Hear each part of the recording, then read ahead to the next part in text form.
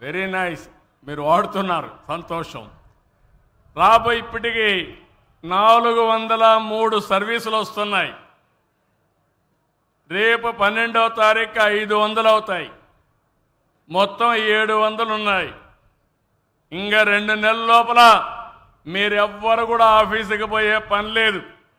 Phone తీసుకొని number కొట్టి hi అని మీరు ఏ పేరుతోన్నా పిలవండి, నేను పలకుతా. మీరు హాయ్ అంటే నేను పలకుతా, బాబు అంటే పలకతా, కావాలంటే సిబిఎన్ అంటే పలకతా. అక్కడి నుంచి మీ పని చేసే బాధ్యత నాది. మళ్ళీ మీకు చెప్పే బాధ్యత నాది. జవాబుదారీతనాన్ని పరిపాలనలో తీసుకొచ్చే బాధ్యత నాది. ఇవి టెక్నాలజీ వచ్చిన తర్వాత ఎవరు కూడా తోక తిప్పడం లేదు. ఎందుకంటే అన్నీ అర్థమైపోతాయి. రేపు రాబోయే రోజుల్లో ఈరోజు మీరు ఈ సమస్య చెప్పారంటే, మీ సమస్య న్యాయపరమైందంటే అది జరిగి తీరుతుంది. అయితే మీరు కొట్టుకొని మీ ఇంట్లో కోర్టుకు పోయి ఈ సమస్య ఇప్పుడే పరిష్కారం కావాలంటే సమస్య ఉంటుంది. అందుకే అలాంటివి కొంచెం జాగ్రత్తగానే ఉండాలి. అవి కూడా చాలా ముఖ్యం. నేను అందుకని అన్ని సమస్యల్ని అనలైజ్ చేస్తున్నా. అన్నీ కూడా రికార్డ్ అయిపోతాయి. ఆఫీసర్లు తప్పు చేసిన రికార్డ్ అవుతాయి. మీరు గొంతెమ్మ కోరిన రికార్డ్ అవుతుంది. జెన్యూన్గా ఉంటే మాత్రం మీ చంద్రన్న సిబిఎన్ మీతోనే ఉంటాడని మరొక్కసారి హామీ ఇస్తున్నా. కాబట్టి మీరు ఎప్పుడన్నా ఊహించారా వాట్సాప్ గవర్నెన్స్లో మీ పనులు అవుతాయని ఆలోచించారా? ఏమమ్మా ఆలోచించారా మీరు అడుగుతున్నా. అదే ఈ ప్రభుత్వం యొక్క ప్రత్యేకత.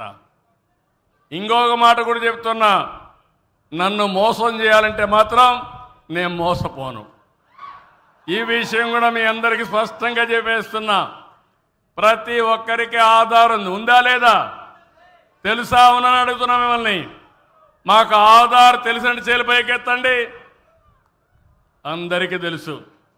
ఇంకా డూప్లికేషన్ లేదు, మోసాలు లేవు. మీ ఆధార్ని బేస్ చేసుకొని మీకు ఏ పనైనా చేస్తా. 2, మీ ఆధార్ని బేస్ చేసుకుని మీ కుటుంబాన్నంతా ఒకటిగా తీసుకొస్తున్నా. ఎంతమంది ఆ కుటుంబంలో ఉన్నారో ఆలోచిస్తున్నాను. అందరినీ పెట్టి ఆ తర్వాత మీ ఇల్లు కూడా జియో ట్యాగింగ్ చేస్తున్నా. రేపు మీకు ఏదైనా వరద వచ్చిందంటే మీ ఇంటికి తిండి పంపించాలంటే ఇప్పుడు మా ఎంఆర్ఓనో తహసీల్దారో ఎత్తుకుంటూ వస్తున్నారు. కానీ రేపు డ్రోన్ పెట్టి ఫోన్ చేసి మీ ఇంటి మీదకే పంపిస్తా. ఇంకెత్తుకునే పని లేదు. కాబట్టి అప్పుడేమవుతుందంటే డూప్లికేషన్ లేదు. కేంద్రం ఇచ్చే పథకాలు, రాష్ట్రం ఇచ్చే పథకాలు అన్నీ కూడా ఇంటిగ్రేట్ చేస్తున్నా. మీకుండే భూమి, వ్యవసాయం, వ్యాపారం, లేకుంటే ఒక చిన్న ఉద్యోగం అన్నీ కూడా ఇంటిగ్రేట్ చేస్తున్నా. ప్రతి ఒక్క వ్యక్తికి భద్రత ఇవ్వడం నా బాధ్యత. ఈ విషయం మీరు గుర్తుపెట్టుకోండి. ఒకప్పుడు ముసలి వాళ్ళంటే ఇంట్లో వాళ్ళకి భారంగా ఆలోచించేవాళ్ళు. కానీ నేను ఒకటే ఆలోచించా, నేను ప్రతి ఒక్క పెద్దవాళ్ళకి పెద్ద కొడుకుగా ఉండాలని నేను ఆలోచించి ముందుకు వచ్చాను. ఈరోజు మీ పెద్ద కొడుకు ఉన్నప్పుడు మీరేమీ అధైర్యపడవలసిన అవసరం లేదు. నేను ఇచ్చే పింఛన్ వల్ల మీ కోడళ్ళు మీకు మర్యాద ఇస్తున్నారు. అవునా కాదా?